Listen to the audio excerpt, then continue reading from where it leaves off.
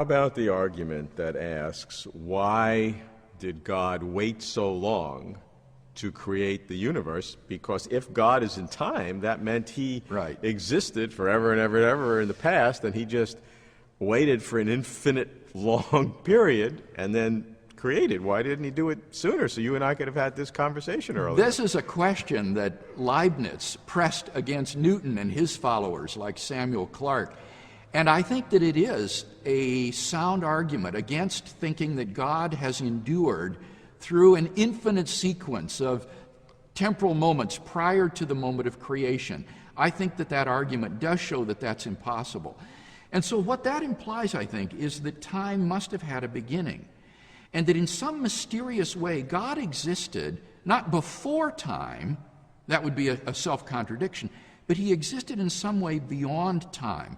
And so the way I would put it is this, is that God is timeless without creation, and he is temporal since the moment of creation.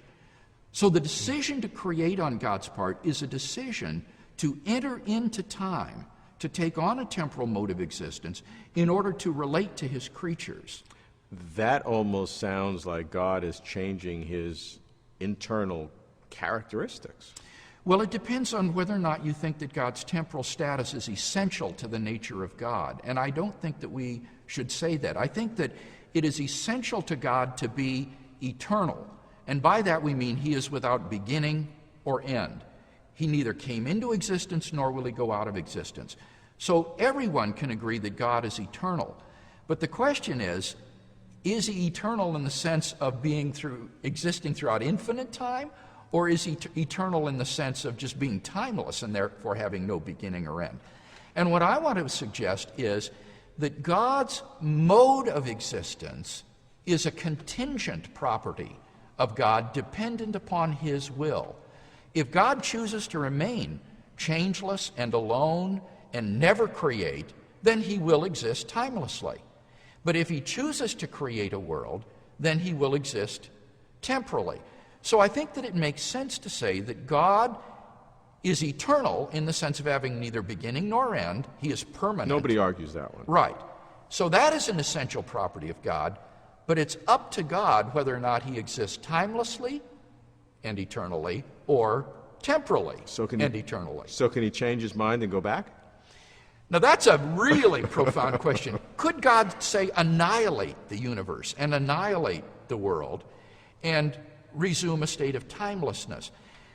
I don't think so. And the reason is that he doesn't want to, or it's impossible? That it would be impossible. You think it's impossible for God to do that? I think so, because I think that, given the nature of time, that if God were to annihilate the world, it would always make sense to say that God did, the world did exist. He did annihilate it. And he no longer exists with a world. So once time comes into being, that fact is always a temporal fact, even if God annihilates everything and goes back to a state of changelessness. So that was a big decision he made. Yeah. I mean, because that got him into time, and we're saying once he was in time, he's locked there forever. Well, the word locked, again, is an emotionally loaded term. I mean, in one sense, as we were talking about a moment ago, you can be locked in timelessness, like a frozen mannequin, unable to do anything, to respond to anything. In one sense, God liberates his activity and relationships by entering into time so that he can interact with his created world of temporal persons. One can argue either way, which is better. You have a good argument. But what I'm saying is once that decision was made, it's irrevocable. I think that's right. But of course, God does that with full knowledge. I think it is part of the condescension of God, frankly, Robert, that God, out of his love for us and his desire to relate to us, would quit this state of eternal, timeless perfection that he enjoyed and take on our temporal mode of existence in order to sustain relationships with us.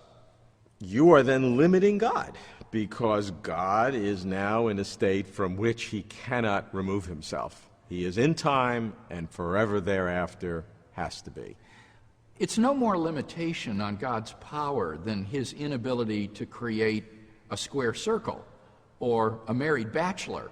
These are logical impossibilities, and being omnipotent doesn't mean the ability to do the logically impossible. Sure, but God could have never made it a married bachelor or square a circle. And he never. could have never created time or the universe and entered into it. So again, if you think of it But as once a he limitation, did that, it's he a was then in it. self-limitation. Right. And once he's done it, I think that he will remain always in time.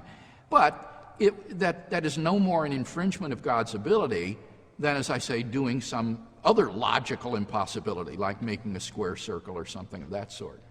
But this is a conscious decision on God's part to do something from which he cannot emerge, whereas as squaring a circle or a married bachelor is something he never could have done. Because that's right. That's right. I mean, he could have never created a bachelor at all, but it lies completely beyond God's power to create a married bachelor or a square circle. These are logical impossibilities. And in the same way, it's logically impossible to bring it about that the past which existed has not existed. Right. That's as much a self-contradiction as a square circle. I agree, but God makes that conscious decision to put himself in that condition. Yes, that's right. And so he does it because of this desire to develop relationship with his created creatures. Yes, I think that's right. It would be similar to his giving free will to creatures.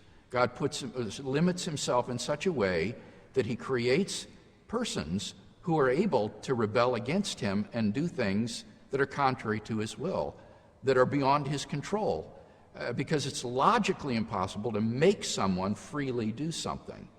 So I don't think there's any problem in thinking that God enters into situations in which he doesn't control everything.